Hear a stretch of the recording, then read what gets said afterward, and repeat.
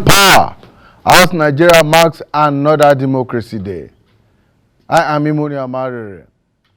It has been 24 years of uninterrupted democratic governance in the Fourth Republic, and 6 years since June 12 was declared Democracy Day by former President Muhammadu Buhari as a national holiday to mark Nigeria's tortuous and blood-stained path to democratic rule. Although declared in 2018, it began to be observed 5 years ago in 2019. June 12 gained significance in Nigeria's political history because it was on this day in 1993, 3 decades ago, that Nigeria conducted what has been recorded as the freest and fairest election in its history. Unfortunately, however, the outcome of that election was annulled by the then military rulers, and the winner, Moshood Kashimawo Olawale Abiola, was denied his deserved victory. He was thereafter detained by the General Sani Abacha regime and later died in custody in 1998. This was how the foundation of the Fourth Republic democracy was laid, with the sweat and blood of several Nigerians.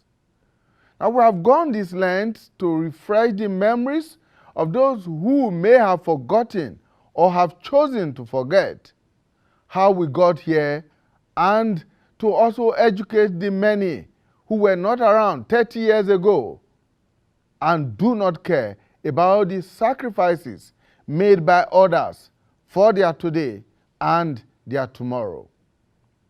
In 24 years, Nigeria has had 7 election cycles and produced 5 presidents. It has not entirely been a smooth ride, but the country appears to be weathering the storm. Democracy promised many things, including sustainable development and the well-being of its citizens. Hopes and aspirations have been hanging for over 24 years, and stay counting. Have the struggles and sacrifices made to enthrone democracy been worth the efforts? What lessons have been taught and learned in the last 24 years? How have the various sectors of the Nigerian economy contributed to the realization of the promises of democracy? What has been gained or lost since June 12, 1993, a period of 3 decades? Well, these are the issues we will be looking at on the program today. And we're joined in the studio by two gentlemen who were around 30 years ago, who were very active participants in that process. First, from my immediate left is Dr. Kayode Ajulo. Dr. Ajulo holds the national honor of OON. He's a legal practitioner and a civil society activist. Dr. Ajulo, thank you so much for joining us. Thank you very much. It's my pleasure. Thank you. Also joining us is Mr. Chom Bagu. Mr. Bagu is the country director, Search for Common Ground, and a pro-democracy campaigner. Mr. Bagu was vice president of the Campaign for Democracy, CD, in the heydays of the struggle against military rule. He was also the coordinator for the Jos Plateau area of the Nigerian Elections Monitoring Group, the very first election observer group in Nigeria's political history. Thank you so much, Chom Bagu. Thank you for welcoming. Thank you. All right. Earlier today, President Bola Ahmed Tinubu made a nationwide broadcast on the Nigeria's 6th Democracy Day. Let's take excerpts to kickstart our discussion from that broadcast. The point is that we must never take this democracy for granted. We must forever jealously guard and protect it like a precious jewel. For a people can never truly appreciate the freedom and the right democracy guarantees them until they lose it. We have transferred the dark, thorny part of dictatorship before, and those who experience it can readily testify to the unbridgeable gap between the dignity of freedom and the humiliation and degradation of tyranny. Through, yes, rancorous debates, interminable wrangling, ceaseless quarrels, bitter electoral contestations may be perceived by some as the unattractive feature of democracy, but they also testify to its merit and value. The democracy that will yield right dividends to the people who are shareholders means more than just freedom of choice and rights to get people into elective offices. It means social and economic justice for our people. To the winner of June 12 democracy offers the best chance to fight and eliminate poverty.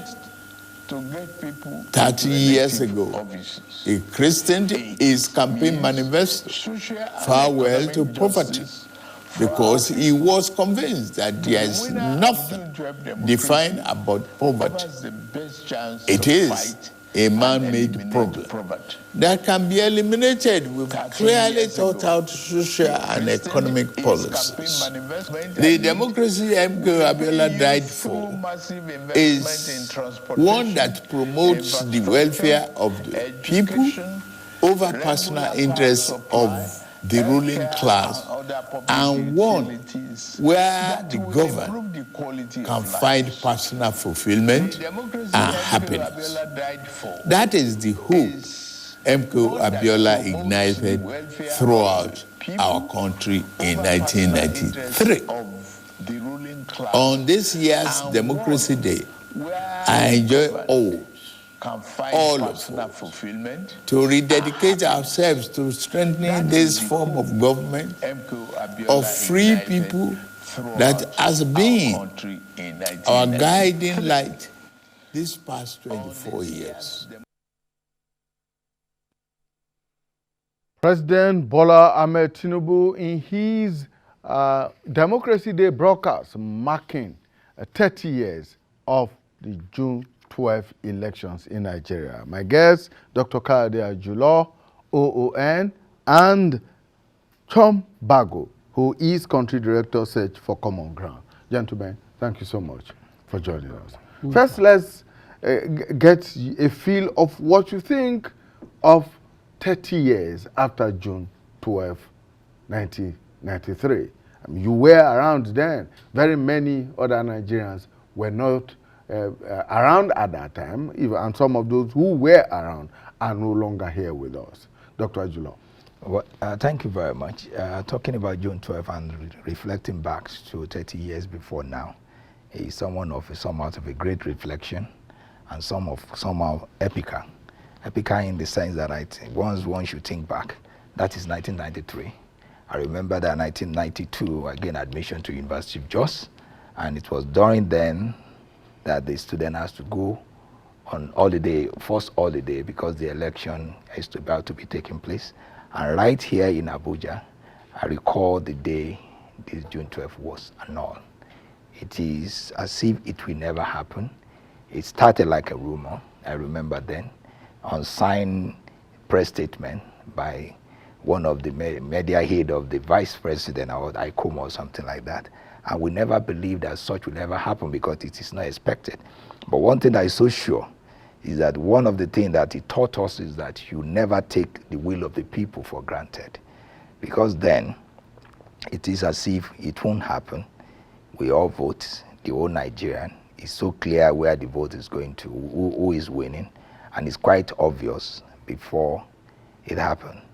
And it's such I think I say this with reputation and some nostalgia feeling that how would it have been if 30 years ago we've had uninterrupted democracy, whether we'll be more better off? Because I think, and I asked some question, on my way here I asked this same question. I said, how many of Nigerians, particularly those who are canvassing and mouthing the democracy that he has ever even feel it before?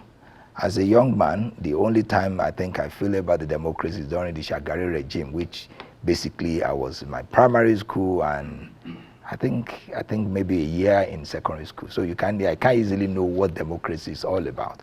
But we stood out, we walked towards it, and we fought. I remember, I know a lot of friends that died.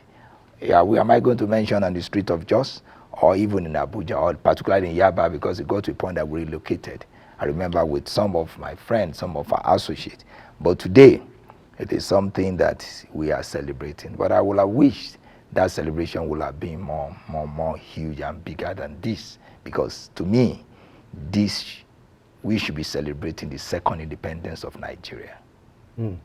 Chom, you were in the thick of it. Let's relive some of those memories.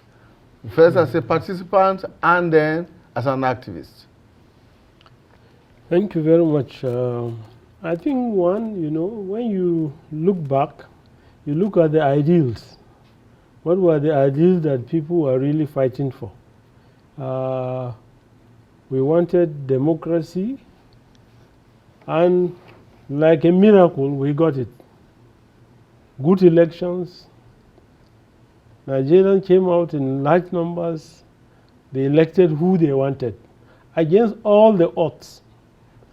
And that created the excitement that was around the Abiola victory.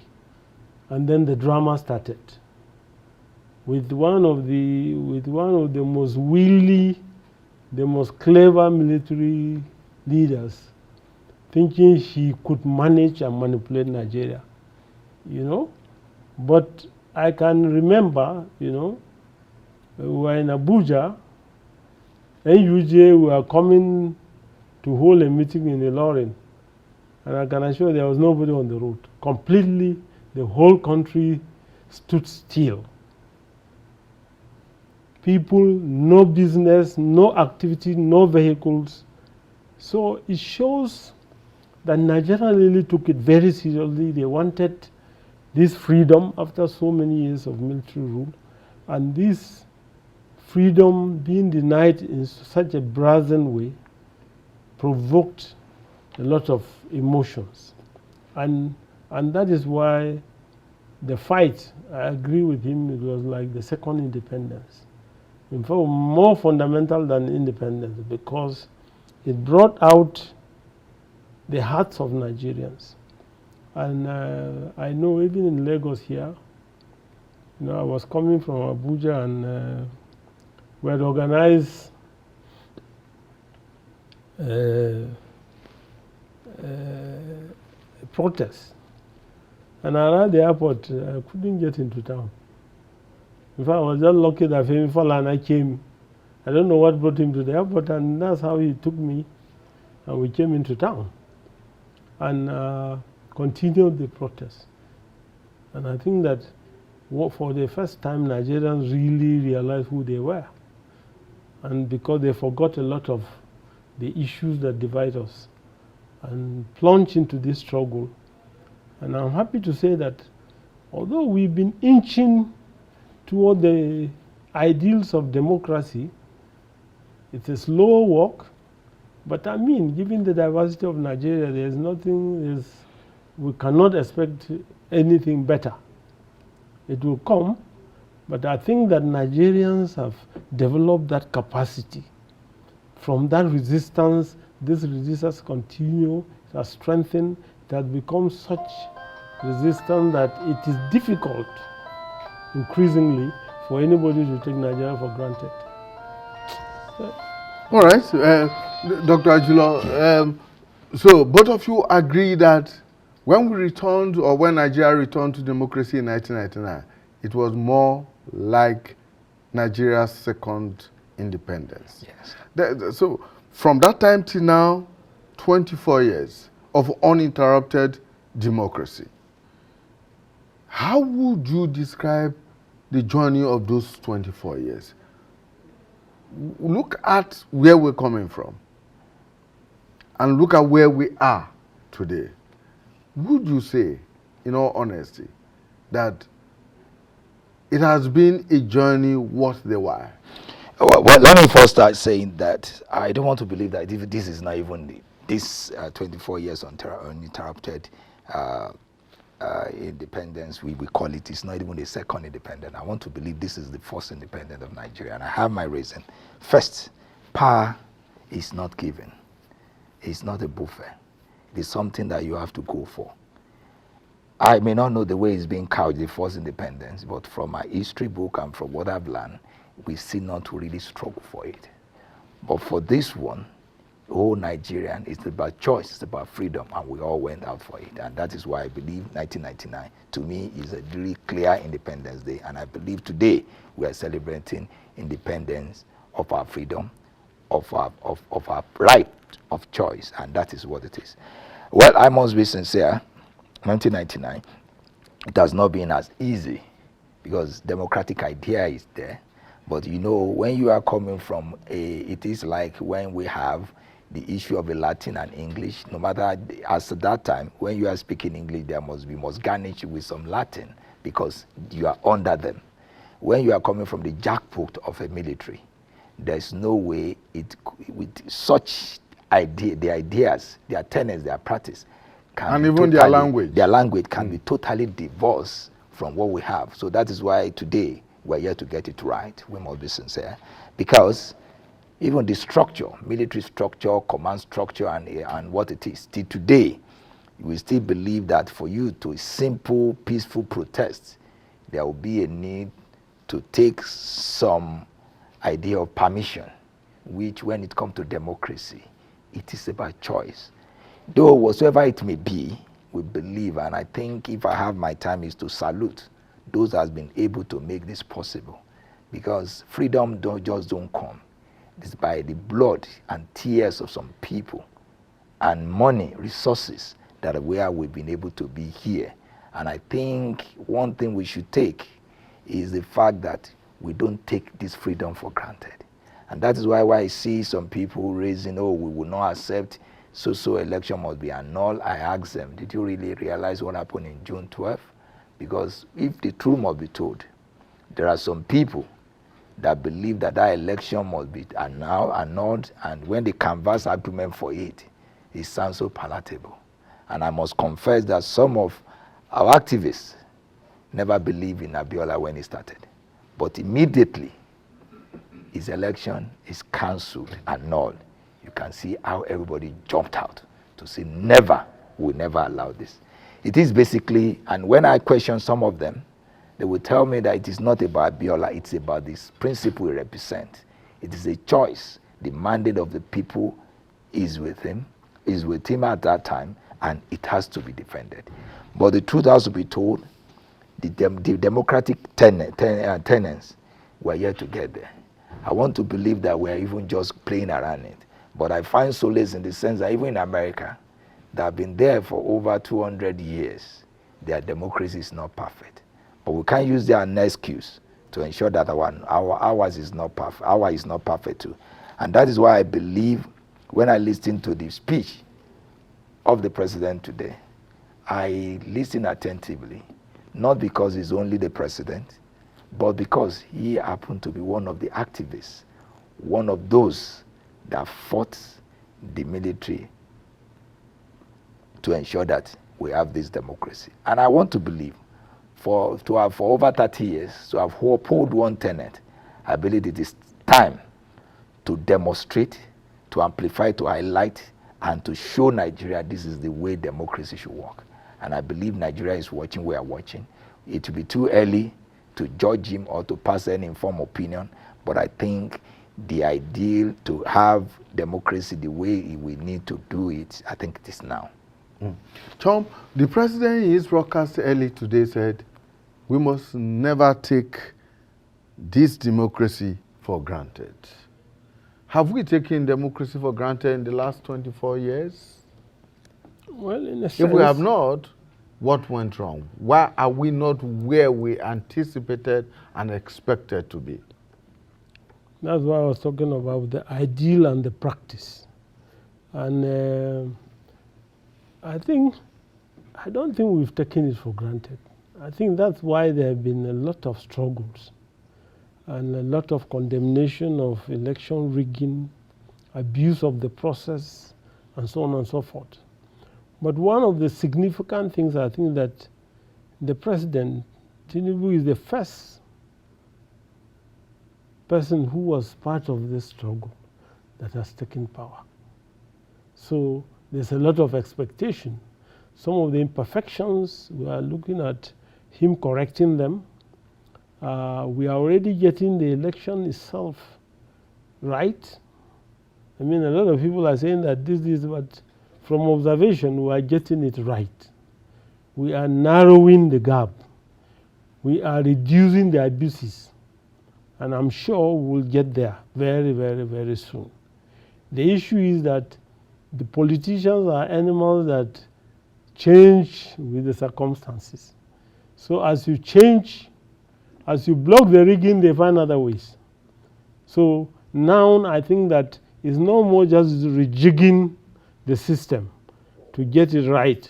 It's really people have to take responsibility for making sure that it's the proper politicians who are going to be taking over and putting into practice the dreams that pushed them to the struggle 30 years ago. It is critical. We've not taken for granted, but I don't think we've taken the responsibility enough. We need to take responsibility to ensure that the ideas of democracy are put in place. Without that, you cannot expect the politicians to do so. You know, at the beginning we said, you know, the people who fought for democracy never got near governance. But it's partly natural. That's how it is, because while you are busy struggling, you become an expert in struggle. And governance is a completely different thing. It needs a lot of creativity. Unfortunately, those who didn't struggle also were not creative enough to run the government. They are not even running the government properly. You know? But Tinubu showed in Lagos that you can be creative. Looking for resources. Even as an activist. Yes. And one who has participated in the struggle. In the struggle. Now, so it's a measure of struggle with governance now. Yes. So it is a very good mix. And that's why there's so much expectation. Because people have seen that it is possible to be creative. Because governance is about creativity. Dealing with a diverse community like ours, you have to be creative. You have to bring different things together to make sure you get the results you want. And that is critical. We've seen people from the private sector. We were expecting that private sector flexibility, creativity, but a lot of them, I think, are only creative about making money. They're not about solving problems, you know? And that is why some of us are very expectant that this combination of creativity and political passion will come together and shift Nigeria, you know, in a definite way towards some of the ideas of democracy. How enormous is that responsibility, Yes, Dr. let me quickly, Ajula? before answering that, let me quickly differ with respect with one issue that for your question, whether we've taken democracy for granted. I want to say it for the last 24 years, it is so clear, crystal clear, that we've taken this democracy for granted. And though he has answered the reason for that, in the sense that those that we've had some presidents, and you find out that among all the presidents, we can say President Tinubu seemed to be one of the activists that really fought and stand for democracy. But because the real tenets of democracy, it is not by just mere saying it when we say it's a government for the people, by the people, of the people, and for the people. It is not just by that. It is about also the interest of the people.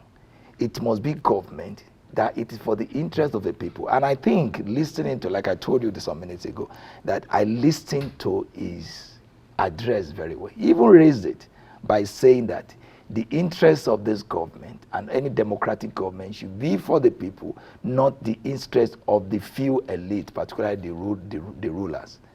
And again, that is where when we talk of democracy, we talk of a rule of law and we talk of freedom.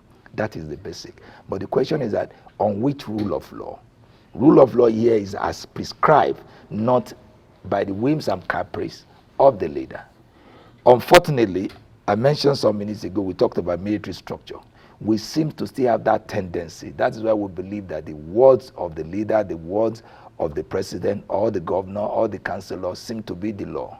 And that's why you see a president, a councillor, all of them, the commonwealth of the people, they only dispose it in accordance and in dictates of their interests, whereas it must be the in dictates of the people. I think these are the things that we need to interrogate. My fear is we may not be able to conclude in interrogating that, because we need to let it be known that when it comes to democracy, these are the things that must be informed. And that is what will now bring us to the point that institution must even be greater than the occupant of that office. But unfortunately, in Nigeria, you seem that is the occupant greater than the institution. And the best example is what happened recently, about 2 or 3 years ago. I don't think it's up to 2 years ago, when in America, despite that the incumbent president never want the successors to take over, even wittingly or unwittingly, sent some people to the Capitol Hill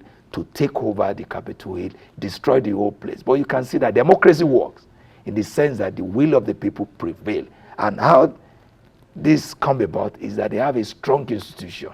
I followed even most of the inquiries to say that how do you expect where the commander-in-chief is looking the other side, the military under him, the security under him, take the other way around, and they say because they have their own standard, they have their own mandate to defend the will of the people. And that is why they say immediately the Capitol Hill, Capitol has been breached to a point, the defense is fully activated without nobody giving any command. That is the way the democracy is. Even when the president is supposedly the commander-in-chief. Thank you. These are the things we have to look at. What happened to the issue of the central bank is because of the issue that we have a weak institution. Because if we have a very strong institution, the central bank governor will not be able to turn himself to a pharaoh that we ensured that Nigerians lost their lives. It happened during the last this time. And I'm so surprised, and I think I need to say this, that I'm even surprised that he is happened to be the only one that is even answering the call. What about the entire management of the central bank? What about those? Because I believe he is not the only one acting alone in that. And that is our way to know that institution work, because institution working, it must be collective responsibility of everyone. It shouldn't be only just one man. And these are the things that I think another day we'll discuss. But what matters most here is we need to continue to remember this fact that democracy is for the people. It's not for me. It's not for you. That is why when it comes to choice, like I mentioned when the issue of this NLC comes about, I said whatever we may say, whether we like President Tinubu or not, up to now, I can't say to be his fan, but today he has the constitutional mandate of the people to rule Nigeria. And if he's saying he's removing the fuel subsidy, he has the mandate.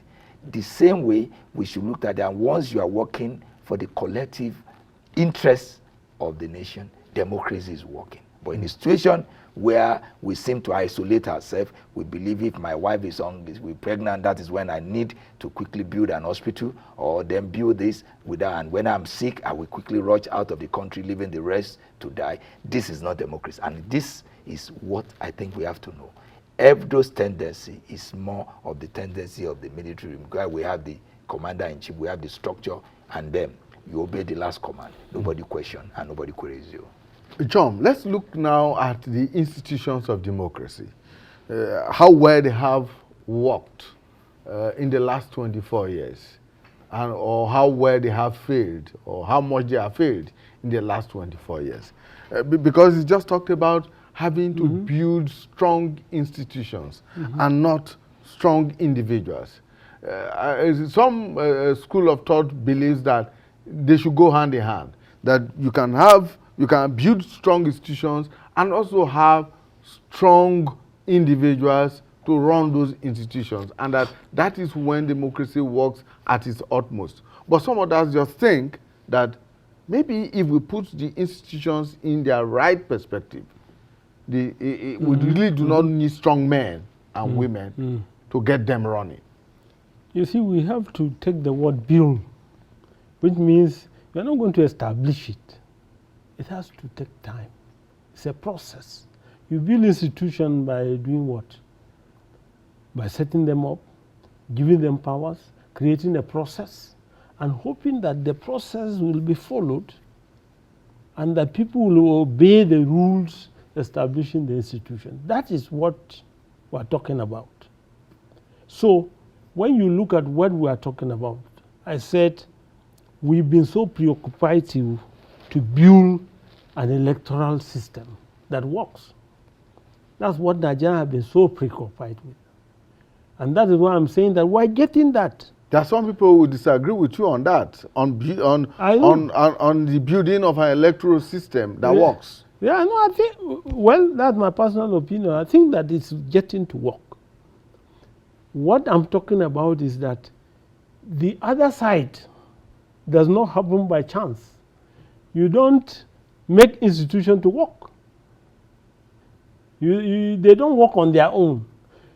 There must be a force that compels it to work and make sure that if they do not work, there will be consequences. That is why I'm saying that we have not yet gotten that part of the deal. We are not taking our responsibility to guarantee democracy serious enough. So we've tried to build a National Assembly. It has been difficult. It has been difficult. Why? Because of the concept of leadership that we have. That, okay, he's a leader, you cannot fight government. You should not challenge them. Even when you clearly see that they are going wrong and they are going against the mandate of their positions. So I'm saying that that is the next phase. And that is why I'm saying that we are a bit excited that we have a Tinubu as president, because he knows what we are talking about. That we must create a system where Nigerians gradually take responsibility for whatever you put there to make it work. Central Bank, what did they do? I don't know. Sorry. Well, Sorry. we do apologize for that. Hey, sorry. Well, let's use this opportunity to go on a very short break. When we come back, we'll be looking at the other institutions of society, not necessarily of government, but of the Nigerian society, and how well they have worked in tandem and in synergy in helping to deliver the gains and the dividends, the so-called, the proverbial dividends of democracy.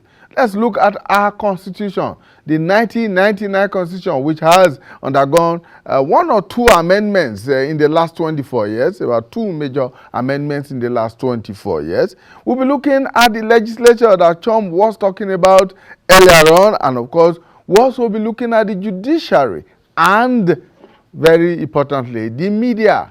These are institutions of society that are also very key and relevant to the smooth operation and workings of democracy. Stay with us. We'll be back in a moment. Thank you for staying with us. It's People, Politics and Power, and we are doing some reflections here on democracy. 24 years of uninterrupted run of democracy in Nigeria, 30 years after the June 12 elections, which has been described as the freest and fairest in Nigeria, but which unfortunately was annulled by the military regime of Ibrahim Babangida at the time. Well, there are many narratives that are beginning to come up as to how that election was annulled. Some are claiming now that the man who was vice president at the time, yes, supposedly so, vice president at the time, released an unsigned statement which was not to the knowledge of the commander-in-chief at that time. Well, that's a matter for another day. But today, we continue our discussion by looking at how well the structures, the institutions of society have helped to mold democracy in the last 24 years and 30 years after June 12. Let me return to you, Chom. You were speaking before we went on break.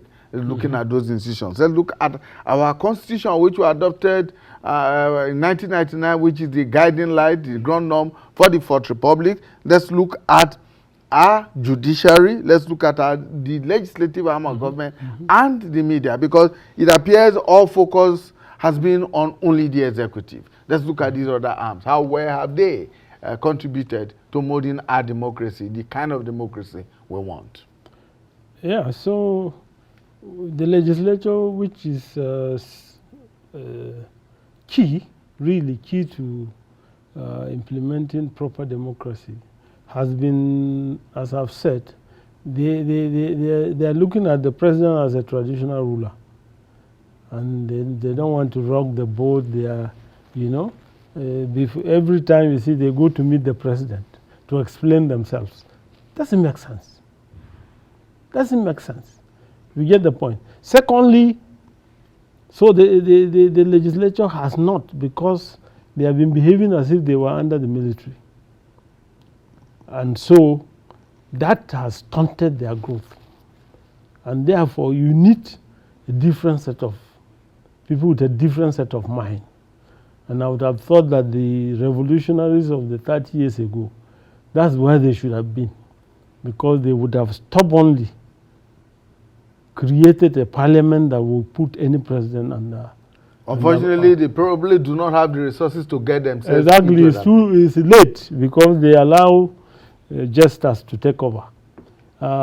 Then, of course, the judiciary has been struggling, but they themselves have done the same thing, looking up to the president, looking up to what they can get. And so, you can't build a judiciary with people who are looking at the face of the president to see whether he will smile at them. And because of the excessive control of resources by the executive, then of course, when you step down, the state governments are worse.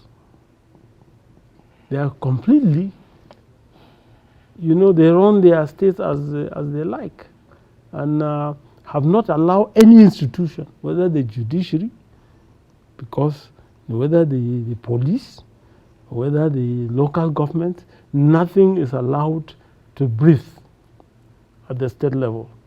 And that is why the institutions can't grow. The president says, local government, you are autonomous. The governors say no. You get the point. Well, I will quickly. We have to change that mental. You need a different set of people with a different mindset to be able to shake and reformate those institutions. I will quickly interject, and I'm sorry, and I think I have to say this quickly. Yes, for democracy to strive, for it to grow, for us to develop it, there are some basic things that must be put on ground. It's like an ingredient. It's like you are cooking food. There are some things that must be there. Not only when you put all those condiments. The same thing when it comes to democracy to strive. First, we need to understand what is this democracy. Apart from the way Abraham Lincoln defines democracy when he was declaring open the burial ground, basically is about rule of law and freedom. Once you mix these two together, everything works. Why I'm mentioning rule of law is everything is in prescribed form. That is where the issue of the institution comes in, because everything is prescribed. Yes, we have the executives. The issue of executive, that's the president, forgetting that all the governmental agencies, armies, police, Ministry of Internal Affairs, all those intervention agencies, they are with the executives. Then we have the legislature, that's the National Assembly. And we should not forget that apart from National Assembly, it has its own other institution. Like we have the NAILS, that's National Institute of Legislative Study and Co. And they have some others. Then we have the judiciary. They too will know what it is. And I quickly want to interject when you mentioned that maybe judiciary have been looking at the president and they seem not to be. I want to believe that this seems to be some fallacious allegation and understanding of what it is, which may not be, because now we have to. I'm a lawyer and I think it is more like in my backyard and one needs to put in the proper perspective. It may be couched, it may be spinning the way to say that judiciary always cower to the president, maybe because of the power that be to have their ways. I know of many times I will go to court, somebody will say, you can't fight the government, you will lose the case, but we have been winning. And in the past, during Buhari regime, you find out that several times the issue of the presidency and others come before the court, that particularly Supreme Court. I must say this, the president has been losing. I must be sincere. Are we going to talk about when the president took the National Assembly to court over this Electoral Act? I happened to defend the National Assembly and we won. The president lost. Are we going to talk about when the president issued some executive orders? If you remember, some state government went to court, the president lost. Are we going to talk about the central bank issue? Naira, the central bank lost. This one shows that in all these three arms of government, if there must be anything that anyone that I can say has stand the test of time, I think we should give it to the judiciary, irrespective of all the accusation of compromising the issues. I believe that one is political too. But what we are trying to say here is, when it comes to ensure that democracy works, I believe every agency of government must have their own standard procedure, like checklists, like the way it's happening in America, that once the security of the Capitol building is breached, immediately the security should activate their response. Let me give you a very funny, unfortunate situation that happened to me, then you understand what I'm trying to say. There was a time, I'm a lawyer, someone came to me, or someone swapped me, collected my money, huge amount of money, and we wrote a petition to the Inspector General of Police. Unfortunately, the name of the person shared the same name with the president, though not from north, even from the south. We wrote about 3 petitions, no response, until I have to visit the office. When I was discussing with one of the officers, I now mentioned the name and said, and you expect us to work on it? No. We have to change the name and change the name that is well known as an acronym and write one other name before immediately, lo and behold, we got response. That's to show you how everything is with the wings and caprice of who is there. Whereas one of the foundation, the pillar of rule of law is that law is no respecter of anybody, irrespective of your power, your position. Law don't look at, but unfortunately Nigerian law seem to look who is affected. Just mere name. I'm not saying that maybe the person is the brother. I'm not saying whether he's even if he is the. We have been seeing many times where the president of a nation will even be indicted. It happened, but can that happen in Nigeria? And whereas our law, that's why when I mentioned that democracy is a fusion of the freedom and rule of law, is because the law itself is something that is given by the people through their representatives. That's why we have law, and that law must be obeyed. But how many times are we even obeying the law? How many times a minister, you have a case with a minister with the police, that police will be ready to investigate that crime? These are the things we have to look for. And I want to believe, and like what Riley mentioned, that the president has been an activist, has been someone that for the last 30 years has fought for this democracy. I like his word to say he knows what is happening. And I believe he should do it right. And that is why, like I meant quickly, I always like to say I'm not his fan, but his words today to say the government in a democratic setting, it should be for the benefit of the people, not for the few ruling class. I wish if he can just do only this, he will go down in history as the best president Nigeria is having. And that is the beginning of having what we call democracy and in where the institution of government works without any fear and favor. And I believe that's what, and that's when we have that, that's why we can easily be to say that we have a strong institution, because one of the fundamentals, one of the characteristics of a democracy that works, where we have a strong institution, that it will not be through the whims and caprice of anyone. And example of this, you can see judiciary. Any case you brought, you filed before the court did not want to know who you are. That is why you see the symbol of justice. You see the statue of justice, the lady with a sword and a scale, with the high court who is blindfolded. Mm-hmm. That is to show that I don't want to know who you are, because there are some precedent that will be that whatsoever your case will be applied. And if it goes this way, so be it. If it goes this way, so be it. Though, and recently, many people do talk of technicalities, and I do tell them that technicality itself is the law. Is the essence of what makes me a lawyer is because I studied the technicalities.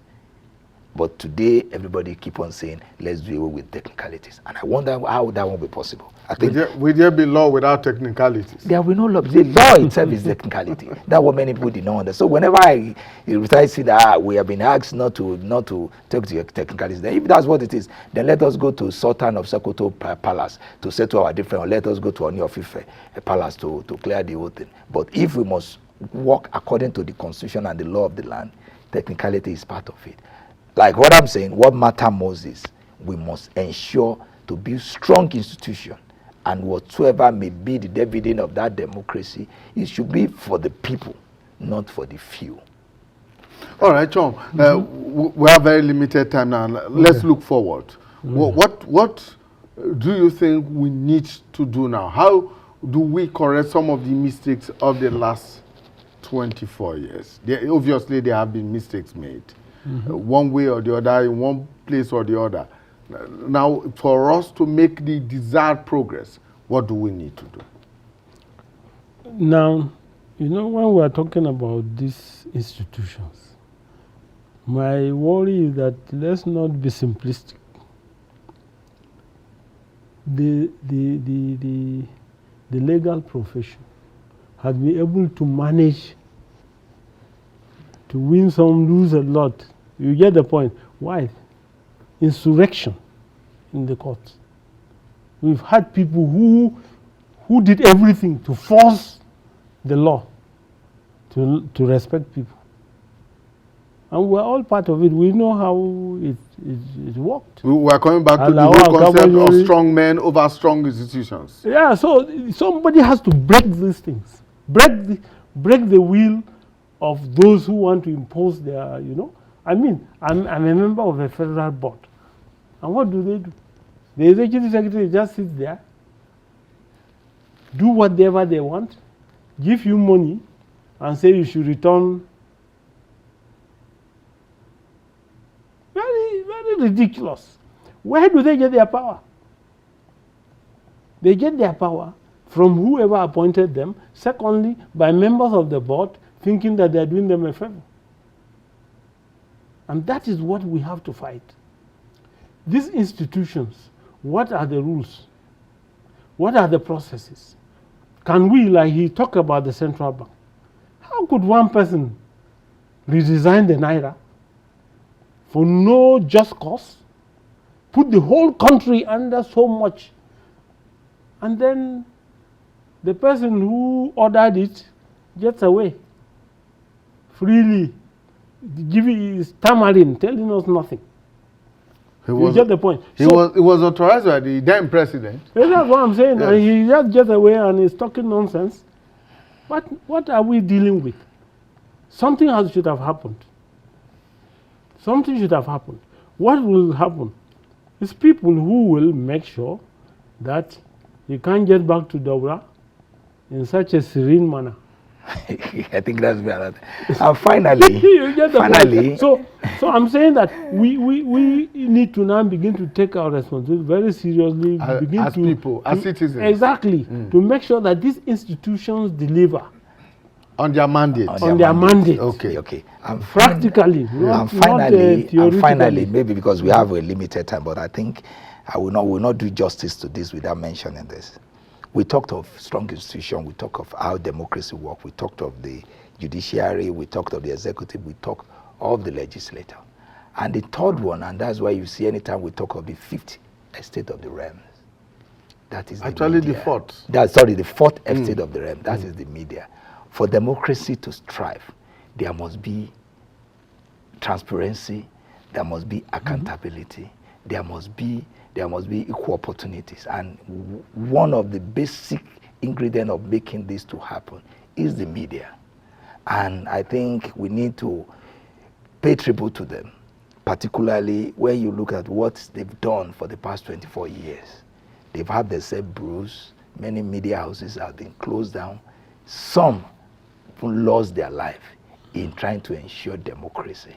This, another thing, another way for us to do that. And in closing, because you said the time is so limited, we are the AIT, and I think I will not do justice to this by paying homage to the founder of this institution, because I see it as institution, Raymond Dokpese, of being a trailblazing to open the world to free speech in Nigeria.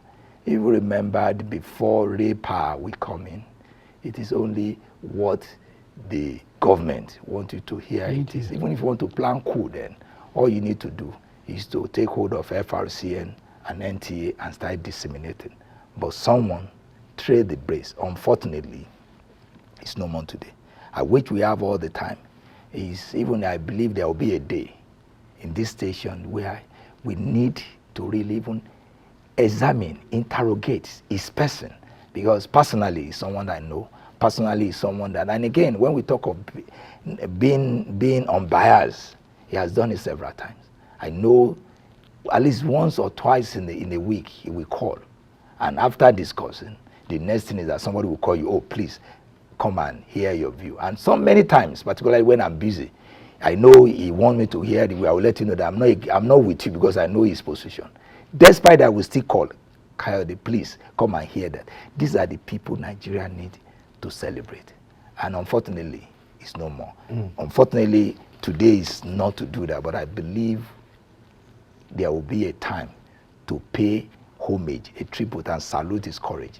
He's someone that I think Nigeria need to look to. If we must talk of those who have, one way or the other, affected our democracy. Thank you so much. I think it's the media, and that's the real power. Yes, his memory will live on, and of course the legacy of his actions and contributions to Nigeria will definitely be remembered for a very, very long time to come. Gentlemen, I want to thank you immensely for finding time to join us today on Democracy Day. Dr. Kayode Ajulo, OON. He's a legal practitioner and a civil society activist. Thank you so much for joining us. And Mr. Chombago, Country Director, Search for Common Ground and a pro-democracy campaigner, was Deputy President of the Campaign for Democracy in those heady days of military rule in Nigeria, one of those who stuck his neck out for us to enjoy the democracy that we enjoy today. He was also coordinator for JOS of the Nigerian Elections Monitoring Group, the first election observer group in Nigeria during the 1993 June 12 election. Thank you so much for joining us. Thank you. That's our program for today. We wish you happy Democracy Day, and we look forward to having you again when we bring you a fresh edition of the program People, Politics, and Power.